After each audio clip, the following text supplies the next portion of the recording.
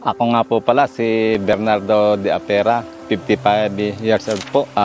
Matagal na po ako nagsasaka, buwat po minana ko po sa aking mga lolo pa. Gulayan, palayan, niyugan, ito po ang amin ang kinagisnan. Ito po yung aming mga naging hamon sa aming mga pagtatanim. Ito po ang climate change. Ito ay napakalaking balakid sa katulad namin magkasaka. Na alam kong ka-attend ko ng seminar, training, nasi-share ko rin po. Dahil ito po ay napakalaking bagay kung paano natin mapapaganda ang ating mga tanim.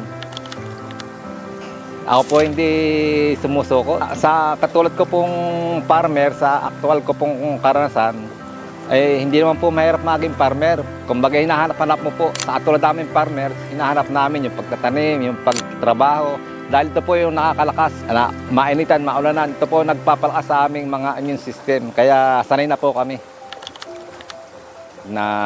Gusto ko po talagang sumali dahil alam ko na marami po silang natutulungan pagdating po sa mga pinansyal, technique, na mga pagtatanim, kung paano, kung katulad nito, yung mga may sakit na halaman, masasabi nila kung ano, mga libreng assistance po ng ating mga agriculturists na para maprotektahan din yung mga magsasaka.